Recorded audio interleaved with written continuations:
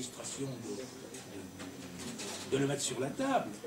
Et puis, pour des attributions qui sont celles d'inspecteurs du travail, de n'avoir que des inspecteurs du travail.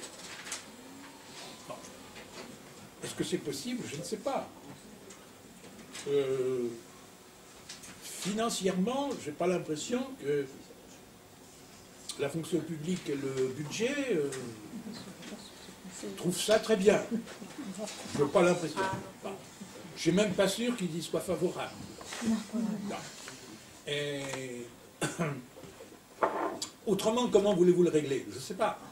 Je ne sais pas comment on peut le régler. Tant qu'il y aura sur le même créneau de contrôle et des personnes de statuts différents pour faire la même chose, alors, si tant est que vous fassiez les mêmes choses entre inspecteurs et contrôleurs, c'est sûr que ça n'ira pas. Hein? Et moi, je ne saurais pas régler ça. On veille au respect de la réglementation. Oui, non. En fait, la différence... Tu as raison. Non, mais la différence principale, c'est tout ce qui est IRP, parce que en dehors de ça, on fait appliquer, bon, moi je suis contrôleur, on fait appliquer la réglementation dans les petites entreprises, et on a toujours les moins de 50. Mais c'est toujours la même chose. C'est la totalité de la réglementation qui est de plus en plus complexe, et qu'on connaît aussi, que vous êtes obligé d'apprendre. Bien sûr. Et c'est pour ça qu'effectivement, ce mouvement perdure depuis 20 ans. Alors ce mouvement il perdure depuis plus de 20 ans, hein, parce que moi je l'ai connu à l'origine, et j'ai connu des périodes où c'était très virulent. Tout à l'heure vous m'avez donné le nom d'un collègue qui a disparu l'année dernière, qui était un des fers de lance de ce mouvement-là. Luc Béal, Renaldi, que vous avez bien connu. Je l'ai bien connu. Ouais. Je ne citais pas son nom, mais je le connaissais bien. Qui était un des fers de lance de ce mouvement-là. Donc je sais, j'ai connu ce mouvement-là. Je sais qu'il existe. J'en suis pas surpris. Je pense même que c'était inéluctable. Est-ce qu'on peut le régler dans le cadre de la fonction publique? Sans doute, mais ça veut dire qu'il faut réorienter différemment le cadre B, parce qu'on ne peut pas dire qu'on raye d'un trait le cadre B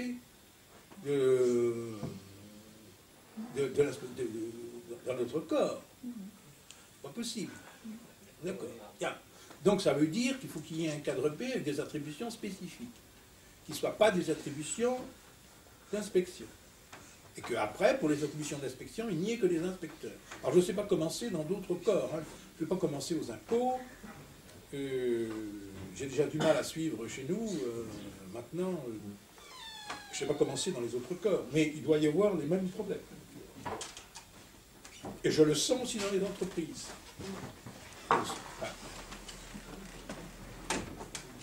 Chez nous, ça a éclaté dès 68, donc automatiquement. François, est-ce que tu as des questions à poser? Ou des réactions? Peut-être une sur... alors, pour vous dire, hier, nous étions à la Direct, rencontrer un de vos successeurs. Et donc, alors moi, je suis un nouveau aussi dans les services, je suis arrivé en 2008, donc j'avais une image un peu idyllique, utopique, un peu mesurée, mais c'est-à-dire que, moi j'avais l'idée quand même d'une hiérarchie à l'inspection du travail, soucieuse de tout ce que vous avez, décliné depuis tout à l'heure, l'indépendance, une certaine idée de mission régalienne, d'un service public qui soit soucieux et jaloux de son indépendance, et en même temps... Oui, non, vous avez sans doute appris le suicide d'un collègue du Nord il y a quelques jours. Oui, mais je viens de l'apprendre, excusez-moi. Voilà. On est allé aussi pour l'interpeller sur ces questions de la souffrance dans le service, et lui demander de prendre un certain nombre de mesures immédiates.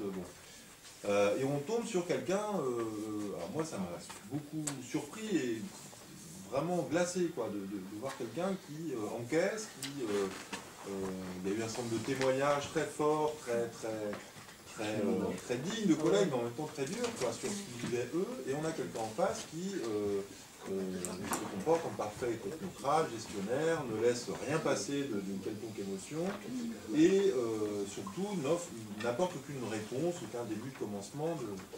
Et la question que je voulais vous poser, vous avez été sur des postes similaires il y a quelques années. Est-ce que vous, et bon, excusez-moi, juste pour finir, c'est un peu le sens de ma question, qui nous explique surtout qu'il n'a aucune marge de manœuvre, bien évidemment, et qu'il ne fait qu'obéir à une hiérarchie. Est-ce que vous, à votre époque, vous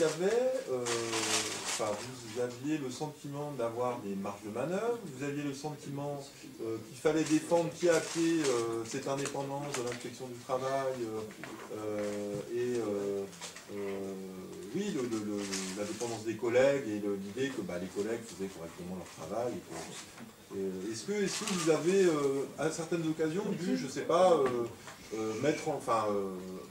affirmer de manière peut-être un peu solennelle est-ce que vous avez menacé de démissionner, par exemple, face à un préfet de département? Non, jamais. Comment ça se passait à votre époque? Jamais un préfet.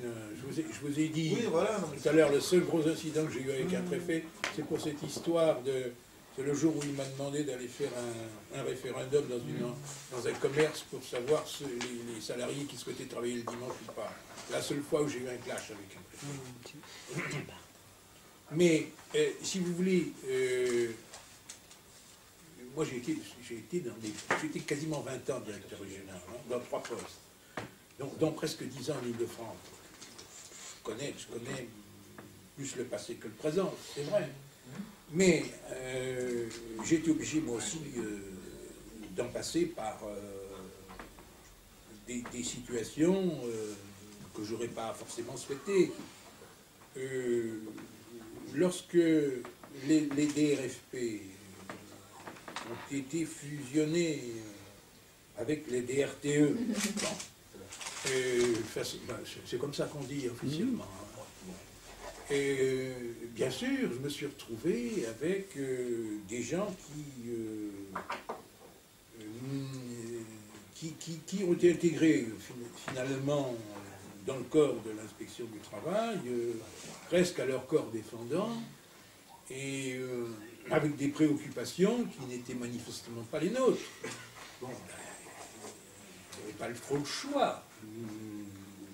Et donc avec un service de contrôle des fonds de la formation professionnelle, bon, ce qui en soi n'est pas scandaleux. Très honnêtement, je préfère que ce soit fait chez nous que pas fait comme c'était dans les préfectures. Parce que, excusez-moi de vous le dire, mais si on a la situation qu'on a actuellement dans le contrôle des fonds de la formation professionnelle, avec le gaspillage qu'il y a, c'est parce qu'on a laissé ça pendant 20 ans dans les préfectures, qui soi-disant s'en occupaient. Moi, je peux vous dire qu'ils ne s'occupaient de rien. Et surtout pas de savoir si tel président de chambre de ceci ou de cela tripatouillait ou pas avec les fonds de la formation professionnelle. Alors, le jour où j'ai eu cette attribution-là, je dois vous dire que j'ai trouvé que c'était un cadeau. J'ai pensé ce que je viens de vous dire, c'est-à-dire que de toute façon, ça ne pouvait pas être pire que ce qui se passait dans les préfectures, qu'on allait s'en occuper sérieusement, mais j'ai essayé de le faire avec des gens qui étaient originaires de la formation professionnelle, en essayant de faire en sorte que d'animer leur service, bon, et de faire en sorte que c'est le moins d'incidence possible sur le corps et les missions de l'inspection du travail proprement dites. Voilà. Mais je ne vois pas ce que je pouvais faire d'autre. Il y a des fois où on est obligé, quand on est fonctionnaire, et dans des cas comme celui-ci, je n'allais pas dire, excusez-moi, je ne veux pas m'occuper du contrôle des fonds de la formation professionnelle, je vais démissionner. J'estime que ça n'avait pas de sens. Et que ça n'aurait pas été efficace. Pas simplement pour moi, mais d'une façon générale. Bon. Parce que de toute façon, si on a eu cette attribution-là 20 ans trop tard, c'est parce que je sais que c'est mes anciens qui l'ont refusé. C'est les anciens DR, ceux de 1970, qui ont refusé cette attribution-là. Bon. Vous avez peut-être raison, je ne fais rien. Je dis simplement. Voilà. Alors, quand vous me dites, est-ce que vous avez menacé de démissionner parce que on aurait porté atteinte à l'indépendance? Je vous dis, moi, les incidents avec un préfet, j'ai dû en avoir une fois un incident fort avec un préfet. En ce qui concerne le cabinet, j'ai été 10 ans directeur régional ici. Le seul membre de cabinet qui soit permis de me dire quelque chose, moi aussi je peux le faire, le seul membre de cabinet qui soit permis de me dire quelque chose, c'est le jour où j'ai retiré l'agrément à un service médical du travail, je ne sais plus où, en Seine-et-Marne, j'ai dû retirer l'agrément. Comme il y avait à l'époque, il y avait un monsieur très influent dans ce coin-là, il est mort depuis, c'était un grand écrivain. Enfin, non, il n'était pas grand écrivain, celui-là, il avait le même nom que le grand écrivain, c'était un homme politique influent, M. Perfit, rien à voir avec l'écrivain, justement. Et donc, bien sûr, il y a un membre du cabinet, voilà, ça, je vous donne cet exemple, voilà. Je vous donne cet exemple-là.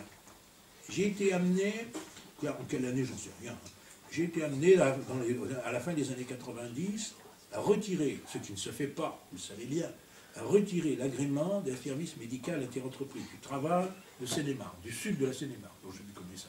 Bon. Dans le secteur, l'élu s'appelait Perfit, personnage important. Alain Perfit. Alain. Ex-ministre de l'Information en 68.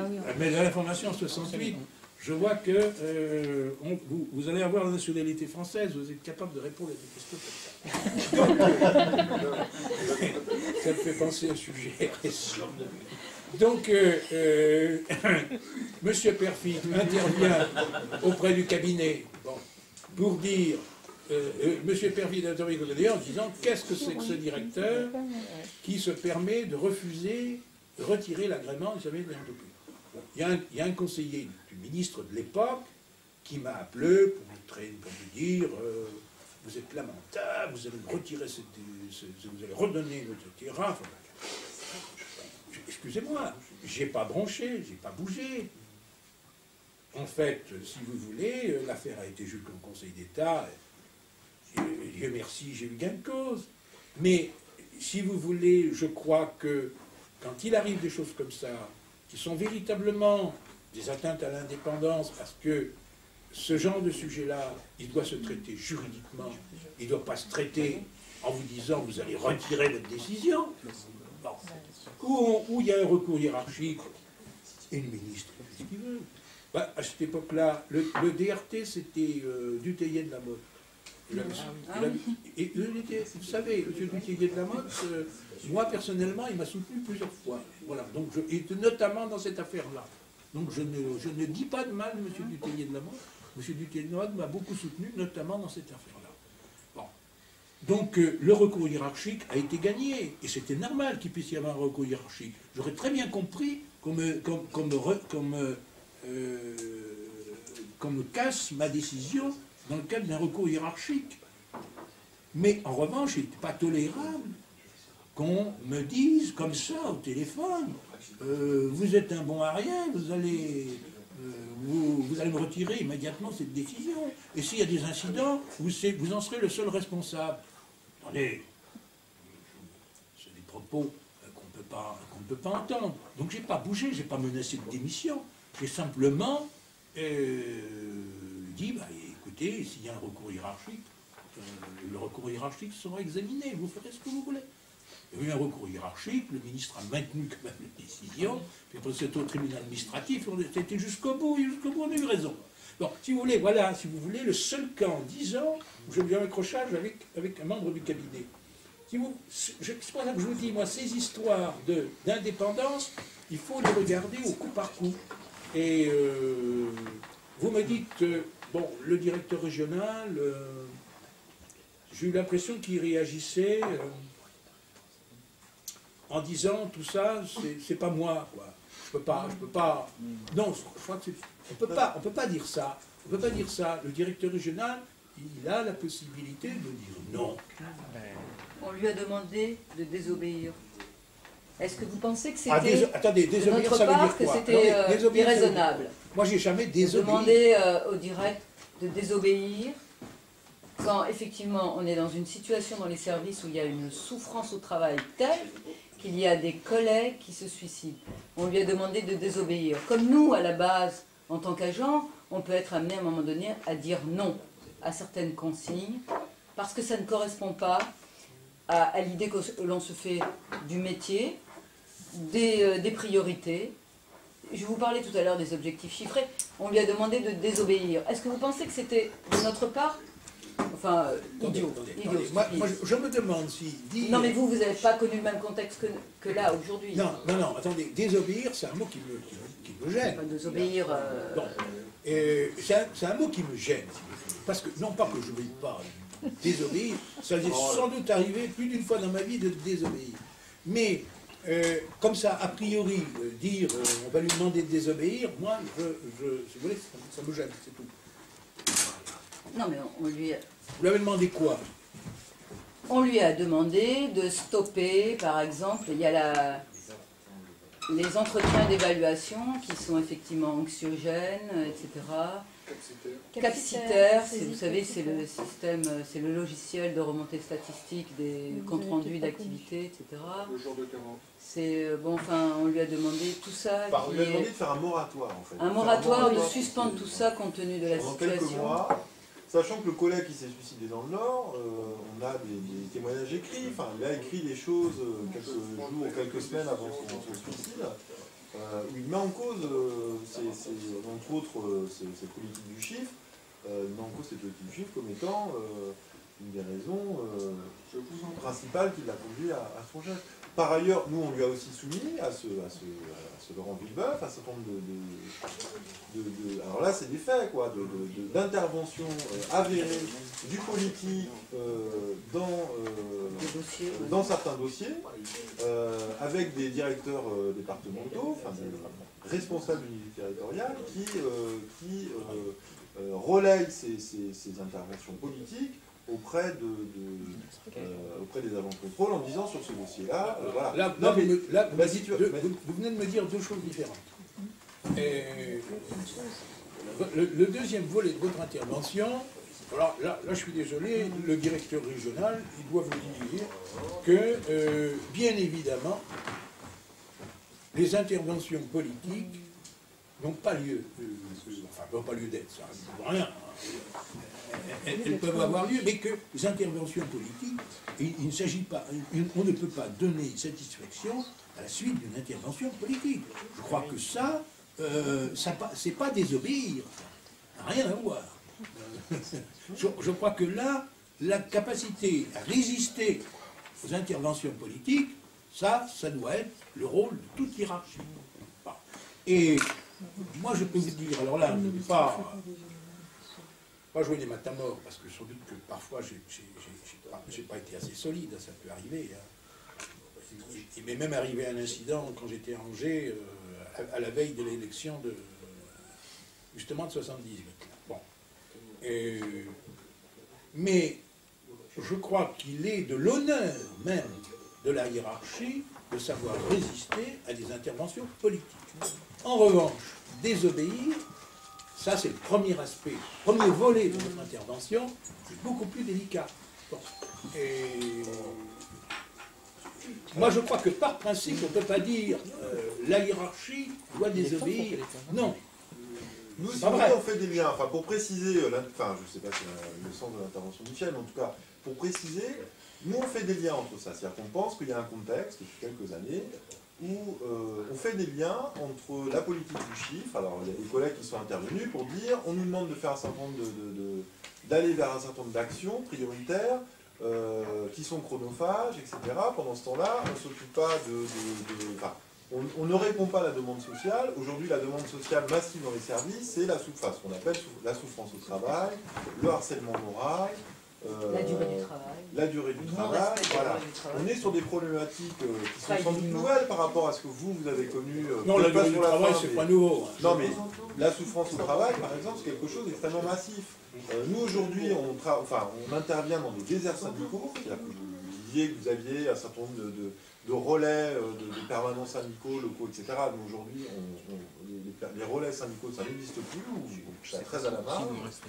Donc on est en face à face avec des employeurs, des salariés qui viennent nous voir parce que qui ne viennent pas nous voir pour avoir des réponses sur un point précis, qui viennent nous voir parce qu'ils sont dans des états de souffrance certains sont en arrêt maladie depuis des mois pour dépression, certains ont fait des tentatives de suicide. Voilà, c'est ça, nous, c'est cette demande-là auquel on répond. On vous demande de ne pas vous intéresser à ces questions-là. Quand on nous demande de faire des... C'est pas possible, c'est réglementaire. Mais quand on nous demande, monsieur, de faire des interventions, de remplir un outil statistique qui rend compte de l'activité et qui nous oblige à faire un certain nombre d'interventions dans certains domaines, de fait, ça limite la liberté d'action qu'on peut avoir par ailleurs. Alors, juste pour finir, nous, on fait des liens entre ça, cette politique du chiffre, et ce déni, parce que c'est aussi un déni, si vous voulez, quand sur les risques, sur la souffrance au travail, il y a aussi un problème, c'est qu'on a très peu d'outils juridiques, et on interpelle aussi les politiques en disant, il y a une réalité aujourd'hui qui s'appelle la souffrance au travail, qui a un fait social majeur, personne ne nie aujourd'hui qu'il y a une souffrance au travail. Et nous, on est obligé de bricoler avec un code du travail qui n'en parle pas, ou en tout cas en parle à travers un article extrêmement... il a le mérite d'exister cet article sur le harcèlement moral, mais la souffrance au travail, il n'est pas suffisant. Voilà. Cet article existe et vous permet d'agir. Oui, non, mais on pense qu'il n'est pas suffisant. Nous, on fait le constat que c'est pas suffisant. Si vous êtes indépendant, et je sais que vous l'êtes, vous devez pouvoir vous saisir de... Oui, non, mais tout à fait. Puisque ça fait partie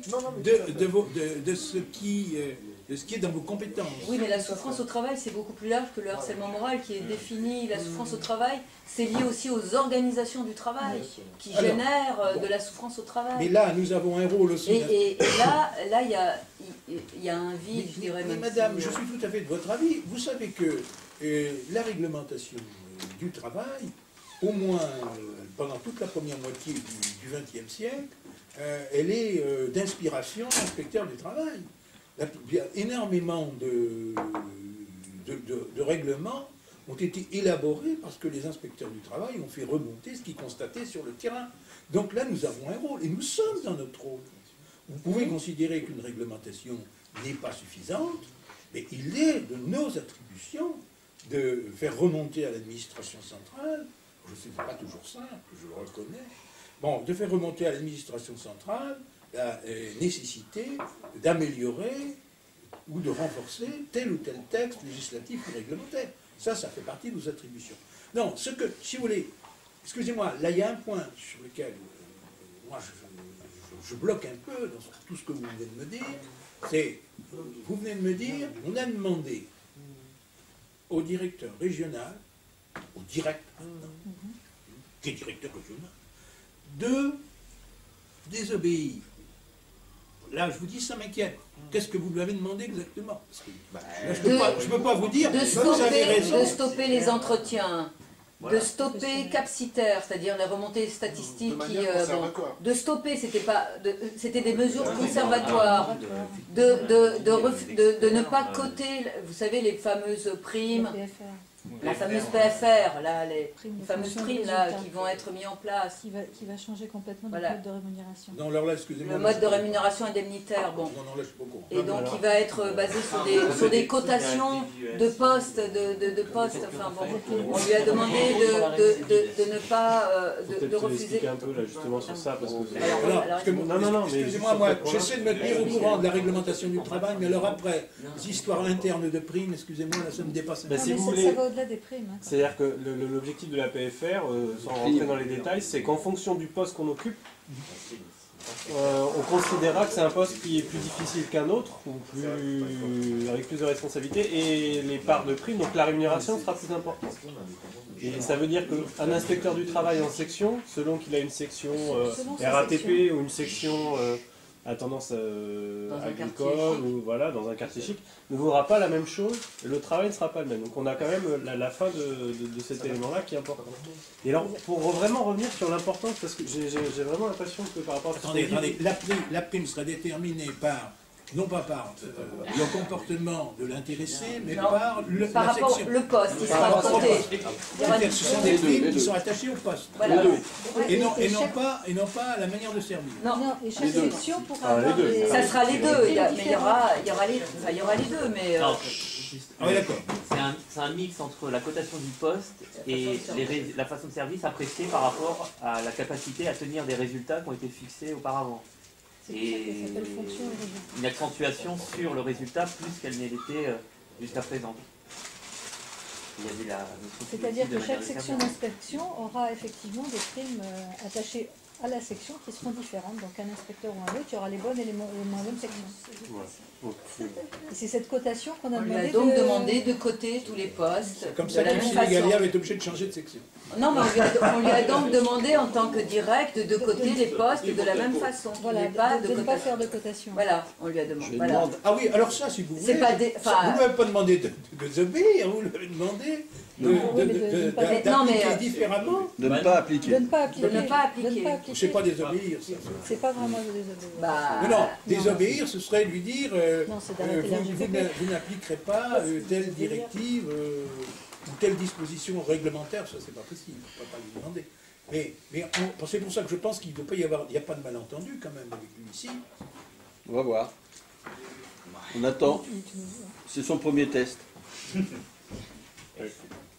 Mais je vous connais, je sais que ce ne sera pas le dernier. Ah non, mais on fait 2 tests et après on sait. Hein. C'est bon. Après on a compris. Bon, sur ce que j'ai dit, excusez-moi, il est presque 5 heures, je ne veux pas vous retenir. Une chose là, bon c'est peut-être un peu marginal pour beaucoup de gens, mais quand on a mis en place les statuts d'emploi, nous syndicats et presque tous les syndicats, on dit ça remet en cause l'indépendance du direct ou du directeur régional ou du directeur départemental, parce que maintenant, d'abord il est noté par le préfet, et deuxièmement... Comment il est noté par le préfet? Le départemental? Le régional peut-être, mais pas le départemental. Mais c'était surtout le fait qu'il était sur statut d'emploi, c'est-à-dire il avait un statut de 5 ans, puis renouvelable éventuellement 3 ans, etc. Et que ça devenait un statut précaire, puisque du jour au lendemain... Oui, mais c'est ce qui m'est arrivé. Voilà. Si j'ai été sorti du poste de directeur régional d'Île-de-France, c'est parce que j'y étais depuis 10 ans. Oui, alors vous n'avez pas été sorti, vous aviez un CDD. Oui, j'avais un CDD, oui, c'est ça. D'accord, mais... J'en étais sorti quand même, par le biais du CDD. D'accord, mais je ne parle pas de votre... Je suis retombé sur mes pieds parce que je suis allé ailleurs. Mais... Oui, non, mais je ne parle pas de votre cas personnel, mais est-ce que vous pensez que le statut d'emploi fragilise un peu plus le fonctionnaire qui est à ce poste? Ou pas du tout? Parce qu'en même temps, par ailleurs, on leur a évidemment donné des primes en supplément. Je pense que c'est plutôt la nomination de gens de hiérarchique de l'inspection du travail qui ne sont pas du corps de l'inspection du travail qui fragilise l'indépendance. Beaucoup plus que le reste. Moi, vous ne m'ôterez pas de l'idée que un direct qui n'a pas été inspecteur du travail ne peut pas comprendre un certain nombre de choses. Ne peut pas comprendre un certain nombre de choses, et donc, alors, vous me direz, dans la pratique, après tout, ça se voit peut-être pas, bon, parce que celui qui a été directeur régional des douanes, je crois qu'il y a un directeur régional des douanes qui se trouve être direct, bon, je l'ai rencontré récemment, d'ailleurs, il est à Orléans. Après tout, il fait peut-être une confiance aveugle à l'inspection du travail. Mais, justement, je me méfie beaucoup de ça. Et je me demande si ces gens-là, compte tenu de la culture qu'ils ont eue dans leur service, sauront respecter l'indépendance de l'inspection du travail ou pas. Je me pose vraiment des questions lorsque les gens ne sont pas originaires du corps.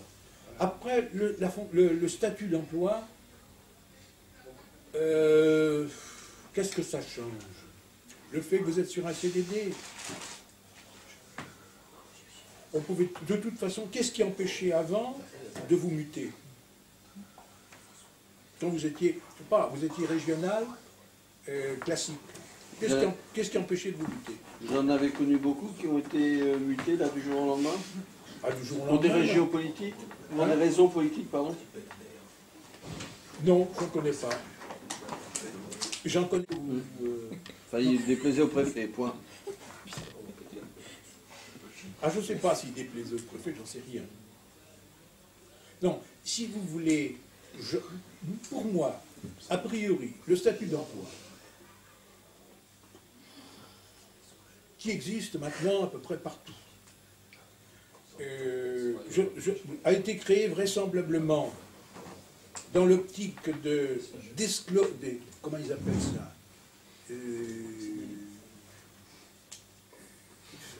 faire en sorte que les gens ne restent pas ad vitam aeternam sur le même poste, déscléroser, c'est ça, c'est l'expression qui est employée, ça doit être un néologisme. Et ça a été fait dans cet esprit-là. Très honnêtement, je ne vois pas ce que ça a pu apporter dans cet esprit-là chez nous, puisqu'on est en train de rechercher des cas où les gens auraient été sortis du poste et on s'aperçoit que ce n'est pas pour ces raisons-là qu'ils ont été sortis du poste, c'est pour d'autres raisons. En revanche, ça a permis de donner quelques avantages financiers qu'on ne retrouve pas à la retraite. Remarquez. Enfin, peut-être que maintenant on les trouve à la retraite, mais moi je ne les retrouve pas. J'ai été sur tapis d'emploi, mais mon indice de retraite ne tient justement pas compte de cette période-là. Donc, moi je ne vois pas le lien avec le fait que le régional respecte ou fasse respecter mieux ou moins bien l'indépendance du corps de l'inspection du travail. Je pense que c'est essentiellement une question de personnes, d'abord, de la conception qu'il se fait de son rôle et de sa capacité à résister intelligemment, mais de sa capacité à résister. Ça ne dépend pas de sa capacité à désobéir. Je pense qu'on ne peut pas a priori dire un directeur régional doit désobéir. Non, un directeur régional n'est pas là pour désobéir. En revanche, un directeur régional doit être là pour appliquer intelligemment les directives qui lui sont données, et d'autre part être capable de résister intelligemment aux pressions qui peuvent venir des politiques, quel que soit le type de pression. Bien entendu, c'est plus difficile de résister si c'est le ministre qui vous appelle lui-même, mais moi, j'ai jamais été appelé directement par un ministre, je vous dis bien, jamais j'ai été appelé par un ministre. Il m'est arrivé d'être appelé par un conseiller du ministre, oui, ça, bien sûr, mais lorsque le conseiller du ministre m'a appelé, j'ai essayé de résister lorsqu'il fallait résister.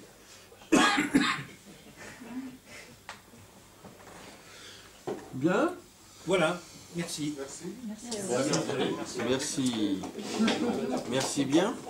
Non, vous êtes prié de ne pas applaudir. Non, c'est pour le film. C'est pas un amphithéâtre. Allez, santé. Voilà, mais écoutez, merci de m'avoir écouté. J'étais très content de vous rencontrer. Merci, monsieur Sylvien. Merci bien. Ma voix s'était écrasée. Oui. Non,